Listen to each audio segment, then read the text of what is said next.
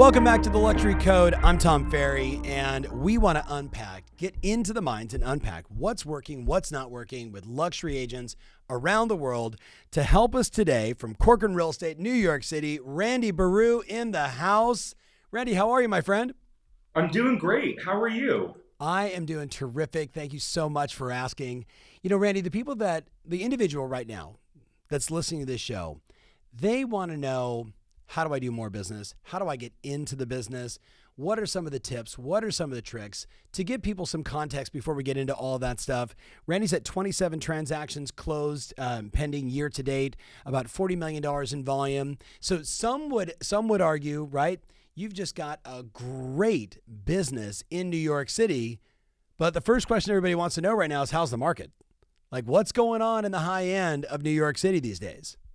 Well, I'm seeing a little bit of a plateauing. It's slowed down a little bit. I think because of the rising interest rates and so much uncertainty, they're not, as well as a bit of buyer fatigue from the crazy multiple offers. Sure. So if you're talking the over 10 million, because that's what we look at as like the really high end market here, it's slowed down a little bit. That said, there's still such limited inventory and there are still so many more buyers than available properties. Right. People want to jump and lock in their interest rates while they're still relatively low relative to what we've seen in the recent years. So it's kind of funny. I always say, it depends on the market that you're talking about. Yes. Because certain neighborhoods, New York is a very there's so many different markets. There's the Manhattan market, and then the neighborhoods within Manhattan, Brooklyn, and then the neighborhoods in Brooklyn. Right. So if you're talking about like Cobble Hill, Carroll Gardens, Brooklyn Heights, that area of Brooklyn, you cannot. You put it on the market, it's gone immediately. Yes. Certain areas of Manhattan, depending on the price point, it really depends. So there is a lot of activity right now, but I think buyers overall are making more thoughtful decisions rather than just like throwing money at something and jumping into it. That's my experience. Right. So interesting. One of my clients, George, who was just on my show recently, I asked him sort of off camera, how did he feel about the last 24 months? And he said, I read a survey. So we got to track this down, guys. So I'm talking to my team. We got to track this down. We'll get it from George today. And here's basically what happened. They took a small sample size of home buyers in the last 24 months and asked him a bunch of questions. How do you feel? Yada, yada, yada. What's your experience like? But one of the interesting questions was like, are you satisfied with the home that you bought? And again, we'll get the article and then we'll link it up either to this show or we'll put it on our blog. 55% of the buyers said they were dissatisfied with the home that they purchased.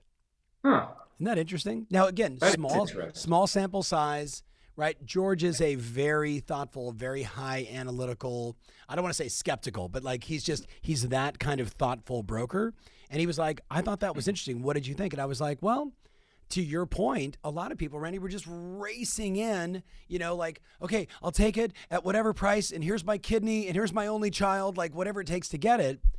There might just be an opportunity there for some, right? I think it'd be an interesting thing for everybody listening to think about going back and maybe surveying your own clients. So to your point around buyer fatigue, I think it's very real. And I think we also have some situations potentially where people that maybe just jumped into the market, now they're thinking about maybe plan B. Just food for thought. But yeah, go ahead, please. We do rentals as well as sales. I mean, we'll do anything to help people, whatever we can do. And I just listed 2 separate rentals in the last 2 weeks. One was a 2/3 bedroom with parking. Listed it. Previous tenants paid $67.50. I listed it for $82.50. Wow! Within 2 hours, we had more than 50 people show up to our first open house. It rented for $9,000 a month. Wow! The following week, we had another 2-bedroom, 2-bath condo listed for $82.50. Did a 2-hour open house. 60 people showed up. 8 offers, rented for $11,000 a month. Yeah, how's the market? And here in New York City, we charge 15% of the annual rent for a broker's fee on a rental. Right. So those were just 2 examples of, I think these tenants just went in full, all, 100%, all in, 1,000%. And I'll ask them 6 months after they have moved in how satisfied they are. I'm sure that they're going to be very satisfied because they're both beautiful properties, but that would be interesting as well. I think there's something for, for you and I and everyone, the individual listening right now, to be surveying your clients about how they feel about, the last 24 months, right? And not take any of it personally. Just, hey, how do you feel? Like, you raced in, you bought a house, and what do you think? I think a lot of people are going to be overwhelmingly thrilled that they bought it, and the home price appreciation's been fantastic, and probably pretty stoked, especially if they bought in 21 or 20, that they locked in a bananas interest rate, right? So, I'm always curious. How do people feel? What's going on? What's in their psychology, Absolutely. We have people right now. I just listed a 2-bedroom apartment in Dumbo. We have an accepted offer pretty close to the asking price in 2 weeks. Yes. And the other properties in this same building typically take about 120 days to get into contract. And these particular buyers, they have a low interest rate. They're locked into an interest rate of 3.6 something percent. Yep. And they had another property. They had an accepted offer. Within days, our property hit the market. They thought to themselves, oh, we missed out on that one, but we're happy with this one. Then something came up in their due diligence that they had to bail and get out of it. Yeah. And so they needed to find another property immediately because their interest rate expired yesterday. Yeah. And they're just going to be paying for the extension. But it's cheaper for them to pay for the extension for a couple weeks or a month or so rather than find a new rate, right? So they immediately jumped into ours. The offer was in last weekend. Contract will be signed on Monday. Congrats. So that's another thing I think that's driving this market is that people have these rates and they need to find a property before their rate lock expires. Right. I'm curious, was that an ARM, like a 5-year ARM, 7-year ARM, 10-year ARM, something like that? It's a 30-year fixed. Yeah. Wow. Yeah. Okay. That sounds like some really strong banking relationships is my guess, right? That didn't come from a mortgage broker. So fascinating. All right. Yeah. Let's go a different direction.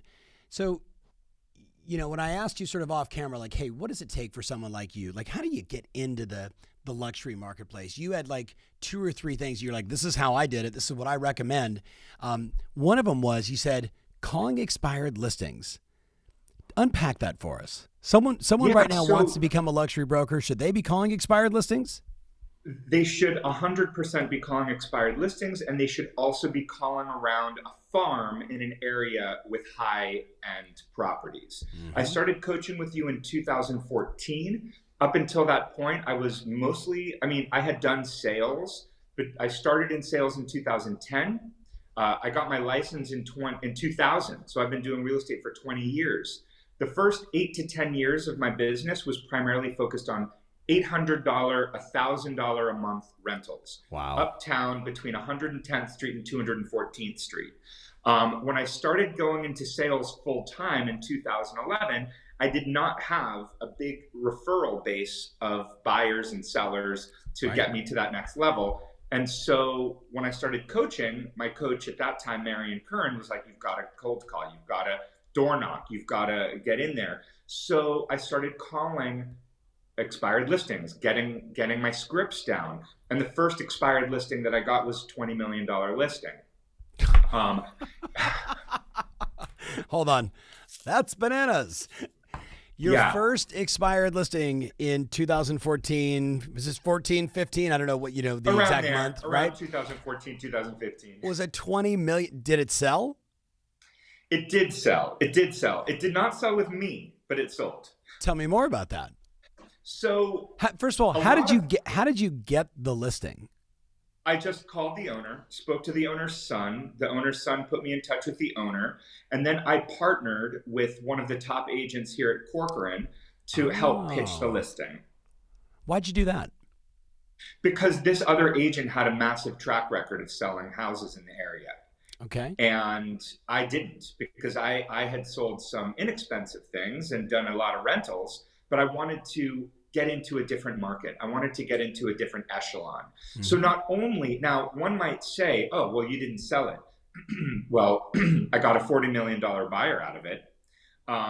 And I got to cement and to create some relationships with agents in my industry who I aspired to become like them. Okay, so unpack more of that. Why do you think my hallucination is that there's a lot of agents that they let their ego get in the way, and they won't go ask that Randy or Tyrese or Katie in my office, like, Katie, you've done all this before. Like, hey, I got this opportunity. Come with me. Let's partner. And then I know other like mega successful agents that say it's like 25, 30% of their business is they partner with other agents to go take these listings. So, were there any do's and don'ts in that you would recommend for the person that has never done it before and wants to do it, like as a way to take in a mega and see if they can secure the listing? For me, some money is always better than no money. Yes. And yes. I'm always focused on big picture, becoming better, growing, cementing relationships, creating relationships. And so I looked at this as not only a great opportunity to get a great listing and to make money and to have experience working on a big listing, but also to ingratiate myself, to connect with an agent, like I said, who has the career that I envision that I want for myself. And I'm all about modeling and meeting new people and different people with different ways of doing things. Yeah. So I did this a lot. I got a lot of these big listings from expireds. I got a $35 million listing from an expired, and I'm absolutely happy to partner with a more seasoned agent than me or an agent at an echelon that I want to be in. I did a deal now. I had a listing. It was $7.5 million. We launched in July of 2020. Good timing. Yes. Perfect timing. Yeah. My sellers were not motivated. They were very much like, if I get X amount of money, then we'll sell. Yeah. So I thought, again, better to have a listing than not have a listing, because having something opens up so many more opportunities. And had this listing for a couple of years, had it for 2 years.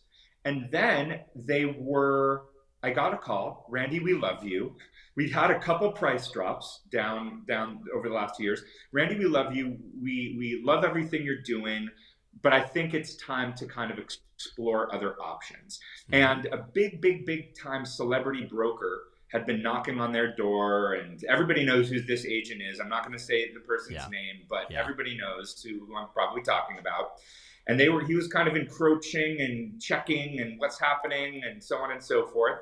And so they said, we want to give it a thought. I said, hey, before you do that, I have the #1 agent in this area for the past 30 years. You get 2 for the price of 1. Why don't I reach out to this person and how does that sound to you? And they thought, hey, that sounded great. So I just gave up 50% of a commission that I'd been working on for 2 years to bring in a major heavy hitter. We got the listing. We kept it, pushed this other dude out, and now we're at a price where it's going to sell any minute. And it's just like showings are nonstop now. So the advice that I'd say is check your ego at the door. If you want to be in this for the long haul, there's people that you can learn from. Even if you think you're big stuff, you can always get better. And why lose the listing to someone else? If I'm calling up some $70 million expired townhouse on the Upper East Side, I know for a fact who's going to be competing with me for it. So I'm just going to level the playing field by getting the best of the best to partner with me. And then they're getting 2 for the price of 1.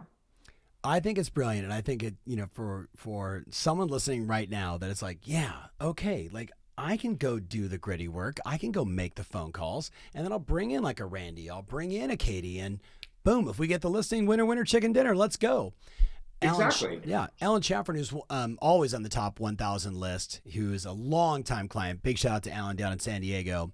He did this, Randy, with Maxine and Marty Gellens, who you know from La Jolla, when he moved his business in life from LA to San Diego to kind of start anew. He calls on an expired listing. Back then, it was like a $7 million listing on the beach. And, well, what are you going to do differently to get my home sold? I'm going to bring in Maxine and Marty Gellens. We're going to partner on this deal. And the seller's like, I know them. Okay, yeah, I'm willing to hear the pitch. I said, and they may have been planning to call the Gellens. More than likely, yes. This agent kind of got right in there. Right. And now the Gallons have to share it with him. That's right. So I asked him, I said, so how did you, when you guys walked through the door, what did you do? He goes, I went like this, Mr. and Mrs. Seller, here's Maxine and Marty. They did the rest. I got half the deal. But what it did is it launched his career. It was a little more north San Diego County, where they're a little more like mid La Jolla, Del Mar, etc. And bang, just like that, he had an opportunity. So tell us about the $40 million buyer you got out of it. The original listing. Yeah, cash buyer. He had sold his business for $250 million. Mm-hmm. One of his businesses. He builds these businesses up and sells them. Moving from Las Vegas, and just a really brilliant, interesting guy. He's like a chess grandmaster. Legitimately, he's a chess grandmaster. So just working with this guy and finding him an amazing place, again, learned a lot. We're people. And if you're a good salesperson, you're a people person. Yeah. You want to meet people. You want to meet people outside your sphere. Mm-hmm. You had mentioned this. Make sure that your tribe aren't the people. Make sure you're not the alpha dog of your tribe, right? I want to be in a tribe where there's people that are doing more, that know more, where I can learn from and grow from. Right. And I'll tell you, it's not a social climbing thing. Mm-hmm. It's a learning thing. You want to be around the people that can bring out your best, that you can help, and that can help you grow into who you want to become one day. And I firmly believe that. And so I followed that advice, and I recommend that to the agents on my team as well. Smart. So let's transition and let's talk about something that, you have taken on and won awards for, which is you just have this creativity and this edge when it comes to video production, right? Doing it at scale, and marketing it to produce results. Mm-hmm. So maybe take us back to the very beginning. Like, what was your original sort of origin thought around, luxury video, or attracting luxury buyers and sellers, or marketing luxury property with video? What was the original thought, and then where are you today? And then we'll get into the creative stuff. Well, I come from an entertainment background. Mm-hmm. I graduated from Carnegie Mellon University in 1996 with a degree in acting. I immediately directed a play. And I was a professional director, theater teacher, acting coach for years. I got my real estate license after I'd won a directing award in 2000 as my day job. After a few years, that day job just became my passion and became my job. And I stayed with a lot of these creative people that I had, and I directed an actress who just won an Academy Award. I've directed an actor in his first shows who just won every single television award on one of the biggest shows on TV. And so I have these great creative connections, and then they started becoming clients. And I read a book, again, this was back when I started with you in 2014. It was a Seth Godin book about marketing, and how about all marketing is storytelling. Yep. So then that kind of clicked with me, and I said, I'm a ham. I like to be on camera, and I like to tell stories and entertain people. And how can I marry that to my business? Mm-hmm. And so the way that it started off just on my phone, Instagram, things like that. TikTok wasn't around. Yeah. And I would just do these fun little Instagram and just videos. I again got a great idea from you. I was pitching a townhouse in the Village many years ago. And as I was pitching it, I loved the neighborhood, loved the house. So I made a love letter to the area and the home, videotape. I cut it together. And again, I say that I have this creative background, but you do not need a creative background to do any of these kind of things. This was just a passion of mine that I brought into my business. Yes. And so I made this video, a love letter to the West Village. And they loved it. I mean, they could see how passionate and enthusiastic I was, not about their home, but about the neighborhood of the home. Because, you're not just buying the house, you're buying access to the coffee shop and the pizza parlor and the guy at the bodega who is going to hook you up on anything you need, right? I had the best bacon, egg, and cheese in the morning or whatnot. So that it just kept going.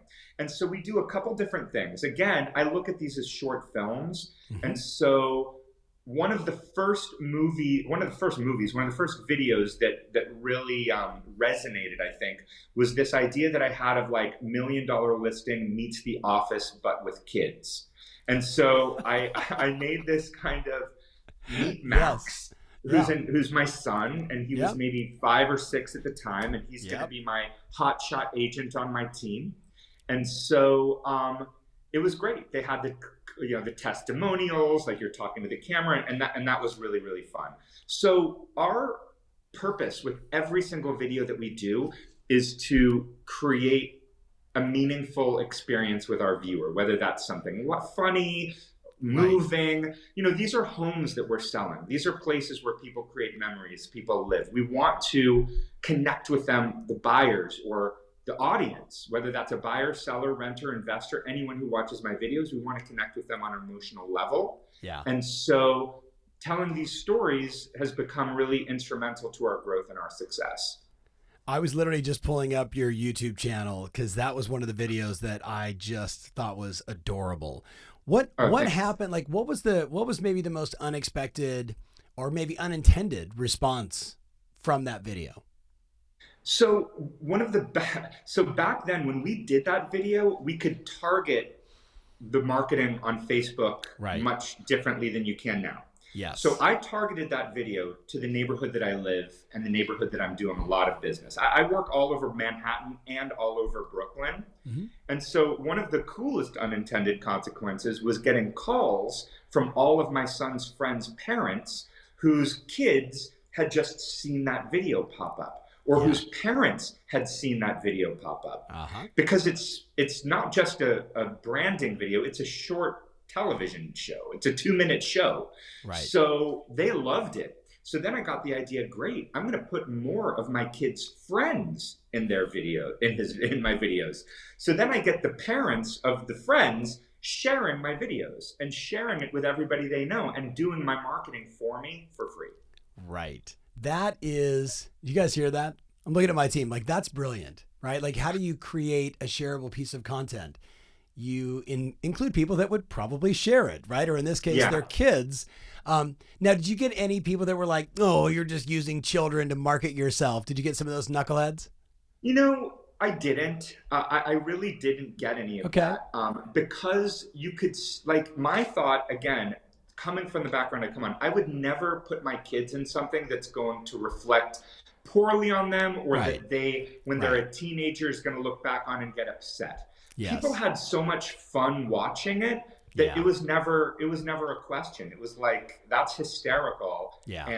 And someone, because we just repurposed it, and I got a really great response from another real estate agent. Because again, real estate agents are also my audience, and nobody opens up these e-blasts anymore. Right. It's just spam. Yes. But at 9 o'clock at night, when we're done with dinner and my wife and I plonk ourselves down on the couch trying to figure out what to watch on television, and we just start swiping through our Instagram feeds, before we know it, it's 11 o'clock at night, and I've seen every single real estate agent's video who's shown up on my reels, right? Right. So the real estate agents are also our audience. Mm-hmm. And so I've been able to reach buyers directly through these videos, as well as real estate agents who probably aren't opening up any of our e-blasts and may not have thought of a certain property. Now that they can see our video, it makes it interesting to them.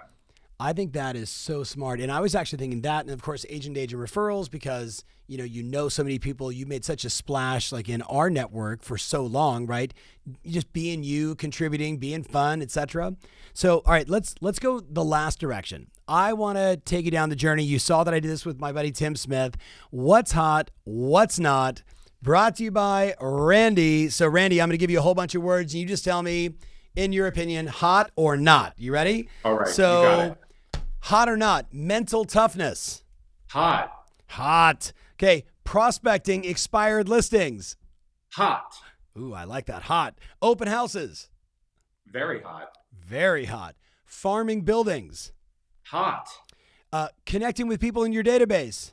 Smoking. Smoking. We got a smoking, ladies and gentlemen. Studying the local market on the daily. Incredibly hot. Incredibly hot. Short form video. Very, very hot. Okay, long form video. Super hot. We turn our long form videos into short form videos. So for every long form video, we'll get 5 to 10 short form ones. I love it. Direct mail? Pretty hot. Oh, that looked like almost a knot. Okay. Warm. I'd say it's warm. Okay. Emailing your database. That's hot. Oh, that wasn't that hot. That was like a hot. That's hot. Okay, that's good. Those are things that we do, but yes, like because you have to. Yes. Okay. Mindset. Super hot. Super hot. Work ethic. Very hot. Very hot. Leadership. Extremely boiling hot. And Randy Baruh. Very hot. Very hot. I love it. So, Randy, if somebody wants to reach out and follow you, I think they should go to your YouTube channel or your Instagram channel. What's the best place for them to connect with you if they want to know more, talk creativity in terms of, videos and more, like, or even talking high inspired listings? Where should they connect with you? I love helping people. I'm always available to offer any advice, any assistance, just to have an ear you want to bounce some ideas off of. You can always get in touch with me, rbaruh@corcoran.com. You can also give me a ring. Happy to give you my number, 917-806-5175. But I don't want to leave out our TikTok craziness, because now we have about 325,000 followers on TikTok from some of these videos as well. So we're really going the whole full Tom Ferry amplification process here, and it's been amazing. Man, and it's working, partner. I am so proud of you. Thank you for just, sharing and being your best self with us today. And I love the what's hot, what's not. We got a few that were like questionable hots, but then we had some smoking, which I loved. So Randy, I'll look forward to seeing you at the next event. Thank you for dropping these nuggets with everybody. And for everyone out there watching, thank you so much for being you. Make sure you like, subscribe, hit that notification button. And obviously, if this is share worthy, send it out to some friends, maybe some people that are trying to get in the luxury market. I know Randy will definitely help them. Randy, we'll see you soon, my friend. Thank you so much, Tom. Have a great afternoon and a great weekend. And thanks for having me. You got it, partner. See you soon.